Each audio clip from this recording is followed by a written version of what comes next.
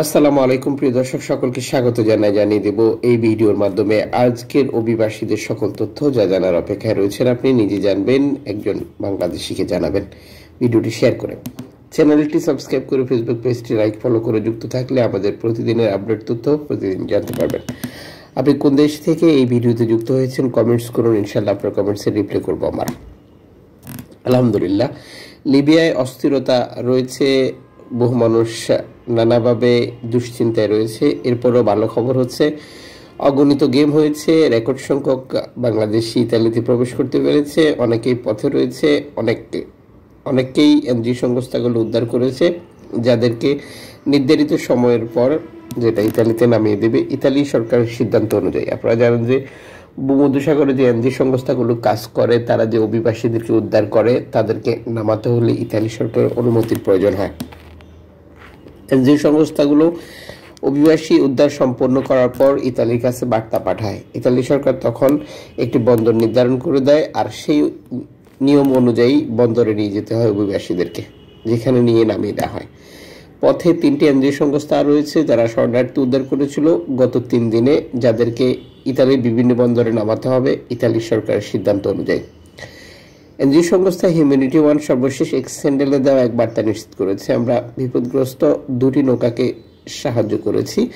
এই 2টি নৌকা থেকে আমরা 100 জনের বেশি অভিবাসীকে উদ্ধার করেছি। বর্তমানে আমাদের শিপে রয়েছে তারা।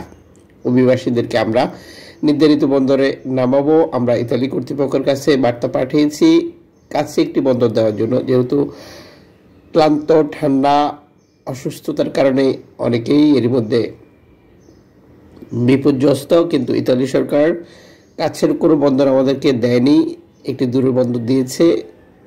কিছু করার নেই, সেখানে আমাদেরকে যেতে হবে। তবে এখানে আমরা মনে করি মানবতা, মানবাধিকার লঙ্ঘিত হচ্ছে, যা দেখার কেউ নেই, বুঝার কেউ নেই, শোনার কেউ নেই।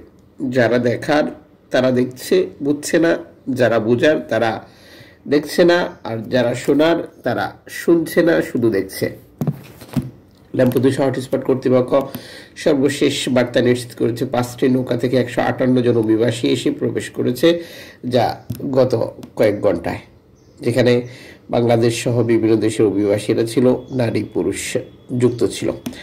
এখানে একটা বিষয় গুরুত্বপূর্ণ যে লিবিয়া থেকে যারা গেম দেন, আপনারা যারা গেম দিয়েছেন বা আপনাদের আপনজন যারা গেম দিচ্ছে, সাম্প্রতিক সময় আমরা একটা বিষয় লক্ষ্য করেছি যে লিবিয়া থেকে আসা অভিবাসী যারা ইতালিতে প্রবেশ করছে, তাদেরকে যখন জিজ্ঞাসা করা হচ্ছে যে তাদের খরচ কত হয়েছে বা তারা কত টাকা দিয়েছিল, তখন 5,000 থেকে 7,000 ইউরো দেখানো হচ্ছে। এখন আমাদের প্রশ্ন হচ্ছে, 5,000 থেকে 7,000 ইউরো হলে তো কত আসে? 10 লক্ষ টাকা বা সামথিং কিছু বেশি আসে। কিন্তু বাংলাদেশিদের থেকে তো এর থেকে অনেক বেশি লাগছে, বা বাংলাদেশ থেকে যারা কন্ট্যাক্ট করে আসছে তারা তো অনেক বেশি দেয়, বা নানাভাবে আরও বেশি তাদের কাছ থেকে হাতিয়ে নেয়। সর্বশেষ আপনি কত টাকা দিয়ে এসেছিলেন বা আপনার প্রিয়জন কত টাকা দিয়ে গেছে, একটু কমেন্টস করবেন। ইনশাল্লাহ অনেকের জন্য এটি সুবিধা হবে, বা বর্তমান পরিস্থিতির ব্যাপারে অবগত হতে পারবে, সিদ্ধান্ত নিতে পারবে। ল্যাম্পুদুসা হটস্পট কর্তৃপক্ষ ধারাবাহিকভাবে প্রতিটি নৌকার পৃথক পৃথক তথ্য দিয়েছে, এবং সর্বশেষ হটস্পটে 407 জন শরণার্থী থাকার বিষয়টি নিশ্চিত করেছে। যখন এই প্রতিবেদনটি তৈরি করা হচ্ছিল তখন 112 জনকে অন্য স্থানে হস্তান্তর করা হয়েছিল বলেও এই প্রতিবেদনে হটস্পট কর্তৃপক্ষ নিশ্চিত করে।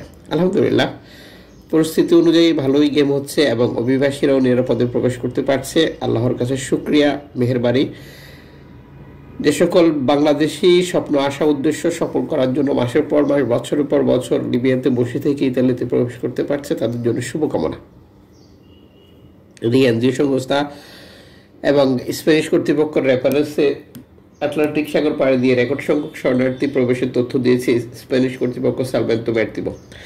সালভেন্তো ম্যারতিমোর প্রতিবেদনগুলোতে পৃথক পৃথকভাবে যে কয়েকটা নৌকা প্রবেশ করেছে এবং অভিবাসীর তথ্য দিয়েছে। আপনারা জানেন যে যখন তিউনিসিয়া থেকে ইতালি যাওয়া কঠোর বা কঠিন হয়ে যায়, এরপর থেকে আফ্রিকার বিভিন্ন দেশ ব্যবহার করে রেকর্ড সংখ্যক শরণার্থী স্পেনে প্রবেশ করেছে। সেটার সাথে যুক্ত হয়েছে স্পেন সরকারের ঘোষণা, স্পেনে অবৈধভাবে 2 বছর থাকার পরে বৈধতা পাওয়া যাচ্ছে। আর স্পেন সরকার প্রতি বছর 1 লক্ষ অভিবাসীকে বৈধতা দেওয়ার ঘোষণার পর থেকেই সবার কাছে এখন স্পেন খুবই জনপ্রিয় এবং চাহিদা সম্পন্ন একটি দেশ।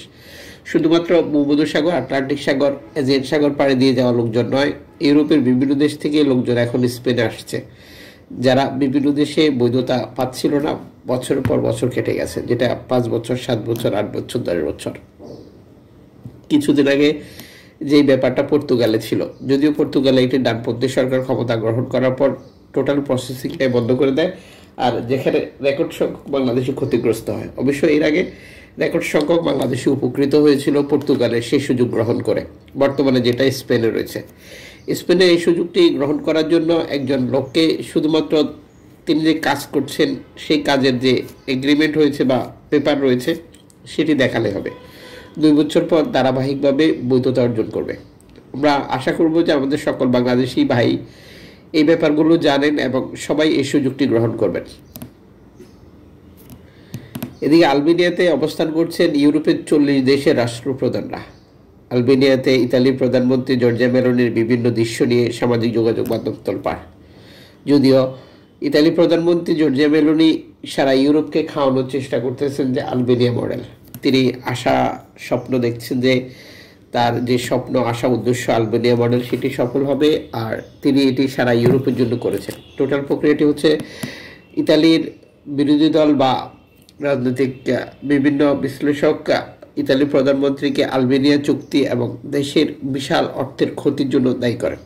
আর এই অভিযোগ থেকে রেহাই পেতে বা এই অভিযোগ যে ঠিক নয় এটি প্রমাণ করার জন্য ইতালির প্রধানমন্ত্রী নানাভাবে নানা কৌশলে চেষ্টা চালিয়ে যাচ্ছেন। তিনি সারা ইউরোপকে বোঝানোর চেষ্টা করছেন যে আলবেনিয়ার সাথে তিনি যে চুক্তিটি করেছেন বা আলবেনিয়ার সাথে তিনি যেভাবে কাজ করছেন এটা সঠিক ছিল, সফল ছিল।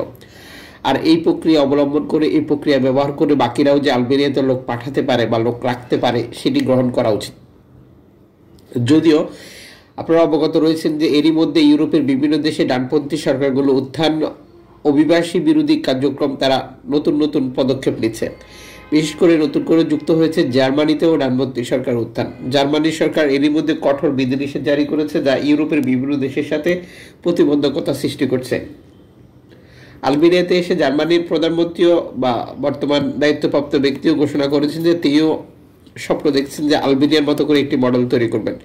যদি আপনারা জানেন যে সাবেক জার্মানির চ্যান্সেলর থাকাকালীন আলবেনিয়া মডেলকে বাতিল করে দেওয়া হয়েছিল, কারণ হচ্ছে জার্মানির জনগণ এটির পক্ষে ছিল না। তবে যেহেতু ডানপন্থী সরকার ক্ষমতায় চলে এসেছে, এটি হয়তো পজিটিভ দিকে হয়ে যেতে পারে তাদের জন্য। যদি আলবেনিয়াতে অভিবাসী পাঠানোর সিদ্ধান্ত নেয় জার্মানি, সেক্ষেত্রে নিঃসন্দেহে বিপদে পড়তে যাচ্ছে অবৈধ অভিবাসীরা। বিশেষ করে যে সকল অভিবাসীর আবেদন প্রক্রিয়া বাতিল হয়েছে, যারা একবার রিজেক্ট খেয়েছে, তাদের ক্ষেত্রে এ ধরনের জটিলতা সম্ভাবনা বেশি হয়ে থাকে।